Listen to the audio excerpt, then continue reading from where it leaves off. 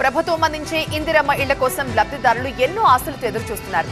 ఈ క్రమంలోనే తెలంగాణ సర్కార్ వారికొక గుడ్ న్యూస్ చెప్పింది. బడ్జెట్ లో ఇందిరమ్మ ఇళ్లకు పెద్దపీట వేయబోతోంది రేవంత్ రెడ్డి సర్కార్.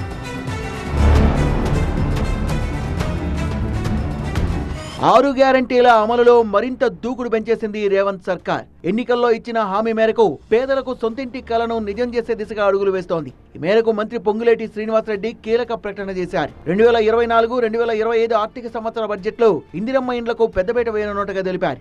రాష్ట్రంలో అర్హులైన ప్రతి ఒక్కరికి ఇందిరమ్మ ఇళ్లిస్తామన్నారు మంత్రి. సోమవారం మంత్రి పొంగులేటితో డిప్యూటీ సీఎం భట్టి నిర్వహించిన రివ్యూలో outer ring road, regional ring road మధ్యలో ఇందిరమ్మ ఇళ్ల నిర్మాణానికి కావాల్సిన స్థలాన్ని సేకరించాలని రెవెన్యూ అధికారులకు ఆదేశించారు. కేంద్ర ప్రభుత్వ మార్గదర్శకాల మేరకు ప్రతి ఇందిరమ్మ ఇంటిపైన సోలార్ పవర్ ప్యానెల్ ఏర్పాటు చేసి గ్రీన్ ఎనర్జీ ఉత్పత్తిపై దృష్టి సారించాలని రాష్ట్ర ప్రభుత్వం నిర్ణయించింది. సోలార్ ద్వారా ఉత్పత్తి అయిన విద్యుత్తును ఇంట్లో వినియోగించుకున్న తర్వాత మిగిలిన విద్యుత్తును ప్రభుత్వం లబ్ధిదారుల నుంచి కొనుగోలు చేయనుంది. IVF ఒక అధునాతన సంతానోత్పత్తి చికిత్స. అనేక దంపతులకు తల్లిదండ్రులు కావాలనే వారి కలను నెరవేర్చుకోవడానికి సహాయపడుతుంది. ఈ రోజే OSS ఫర్టిలిటీని సందర్శించండి. పథకం ఆరంభంలోనే ఇంటి నమూనా చూపించారు సీఎం రేవంత్ రెడ్డి. సంవత్సరానికి 4.50 లక్షల ఇళ్లు నిర్మించాలని ప్రభుత్వం నిర్ణయించింది. ప్రతి అసెంబ్లీ నియోజకవర్గానికి 3,500 ఇళ్లు మంజూరు చేయనుంది. మొత్తం 119 అసెంబ్లీ నియోజకవర్గాలకు గాను 4,16,500 ఇళ్లు ప్రభుత్వం కేటాయించనుంది. మిగతా 33,500 ఇళ్లను రాష్ట్ర రిజర్వ్ కోటా కింద ఉంచాలని ప్రభుత్వం నిర్ణయించింది. ప్రభుత్వం చెప్తున్న గైడ్ లైన్స్ ప్రకారం లబ్ధిదారులు దారిద్ర్య రేఖకు దిగువనున్న వారై ఉండాలి. రేషన్ కార్డు ఆధారంగా లబ్ధిదారుల్ని గుర్తిస్తారు.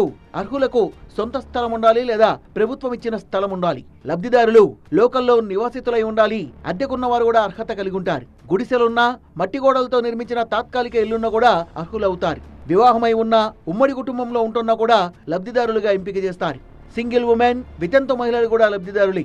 ఇందిరమ్మ ఇళ్లు మహిళల పేరు మీదే మంజూరు చేస్తారు. ఇంట్లో వితంతు మహిళలుంటే ఆమె పేరు మీద కూడా ఇస్తారు. జిల్లా ఇన్ఛార్జి మంత్రి ఆధ్వర్యంలో లబ్ధిదారుల ఎంపిక జరుగుతుంది. ఫైనల్ జాబితాను కలెక్టర్లు సిద్ధం చేస్తారు. తర్వాత లబ్ధిదారుల లిస్టును గ్రామాల్లో, గ్రామ సభల్లో, పట్టణాల్లో, వార్డు మీటింగుల్లో ప్రవేశపెడతారు. లబ్ధిదారులకు 4 దశల్లో ఆర్థిక సహాయం అందించనున్నారు. బేస్మెంట్ పూర్తయ్యాక ₹1,00,000, స్లాబ్ లెవెల్ కు చేరాక మరో 1,00,000, స్లాబ్ పూర్తయిన వెంటనే ₹2,00,000, ఇల్లు పూర్తయిన తర్వాత చివరి ₹1,00,000 సాయాన్ని అందించనున్నారు. స్థలం ఉన్నవారికి ఇంటి నిర్మాణం కోసం ₹5,00,000 ఆర్థిక సాయం అందజేయనున్నారు. స్థలం లేని నిరుపేదలకు ఇంటి స్థలంతో పాటు ₹5,00,000 ప్రభుత్వం అందిస్తుంది. నిర్మాణ దశల్ని పర్యవేక్షించేందుకు ప్రత్యేక అధికారుల్ని నియమించాలని ప్రభుత్వం నిర్ణయించింది.